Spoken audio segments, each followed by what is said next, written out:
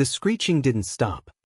A high-pitched, nasal weapon of mass destruction aimed directly at my front porch.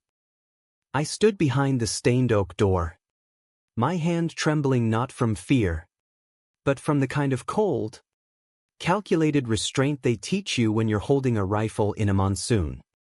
How could a peaceful Tuesday morning in suburban Virginia turn into a tactical nightmare so fast?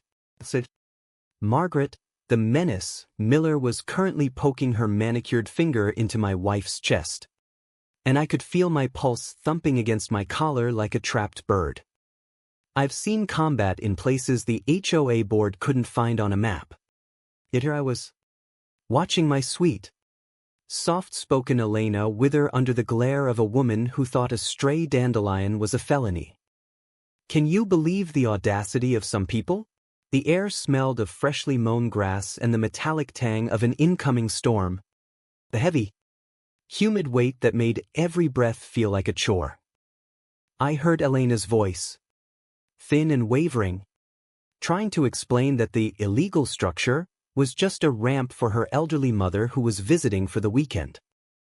Margaret didn't care. She just kept shrieking about property values and the sanctity of the neighborhood bylaws.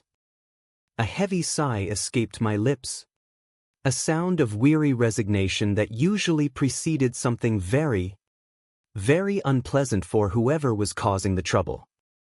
I stepped out onto the porch, the floorboards groaning under my boots, a sound that usually commanded silence in a barracks but seemed to embolden this suburban tyrant.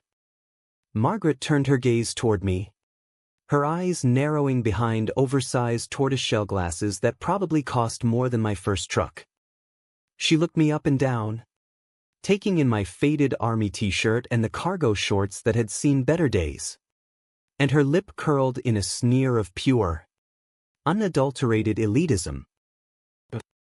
You think you've got me figured out? Do you, Margaret? She started barking about compliance and aesthetic integrity, her voice cracking like dry kindling while she waved a clipboard around like a scepter. I didn't say a word, just watched the way her throat moved when she swallowed, noting the frantic energy of a person who has never been told no in a way that mattered. The heat was rising, shimmering off the asphalt of our cul-de-sac, and I could hear the distant drone of a leaf blower, a monotonous hum that underscored the absurdity of the moment. Elena reached for my hand, her skin cold despite the sun, and I squeezed it once, a silent promise. Margaret was now claiming she would have the ramp torn down by the end of the day, mentioning her connections at City Hall with a smug little tilt of her head. Is that right, Margaret? You really want to play the influence card with a man who has spent 20 years navigating the most complex bureaucracies on the planet?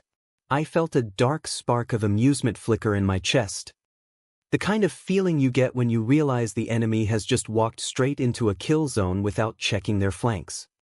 Suddenly, a black SUV pulled up to the curb, and two men in sharp suits stepped out, looking like they walked off a movie set. Margaret's face lit up, thinking her reinforcements had arrived, and she actually did a little victory shimmy that made my skin crawl. She started pointing at us, her voice reaching a crescendo of triumph as she shouted that the enforcement team was here to handle the insurgents. I almost laughed. Insurgents? Really? One of the men, a tall guy with a buzz cut and a jawline that could cut glass, didn't even look at her. He walked straight past her frantic gesturing, his eyes locked on mine, and for a second, the neighborhood noise just faded into a static hum. He stopped exactly 3 feet in front of me, snapped his heels together, and offered a salute so crisp it could have drawn blood. Colonel Miller. Sir, we've been looking for you all morning. The silence that followed was so thick you could have carved it with a bayonet. Margaret's jaw didn't just drop, it practically hit the pavement, her clipboard slipping from her numb fingers and clattering onto the driveway with a hollow, pathetic sound. I returned the salute, the muscle memory as smooth as oil, and felt the weight of my past finally leaning into the present. These weren't HOA enforcers, they were my former aides from the Pentagon, here to hand-deliver an invitation to the upcoming Medal of Honor ceremony at the White House. I turned my head slowly toward Margaret, who looked like she was trying to swallow a whole lemon. Do you have any idea how satisfying it is to watch a bully's entire reality crumble in a single heartbeat? I didn't shout. I didn't swear, I just lowered my voice to that quiet, gravelly tone that makes generals sit up straight.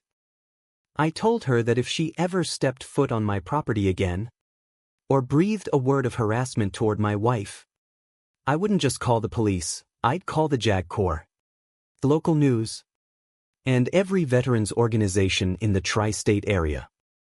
I mentioned that the illegal ramp was actually built to VA specifications and that her little crusade was a direct violation of federal accessibility laws. The look of pure terror on her face was better than any medal I'd ever earned.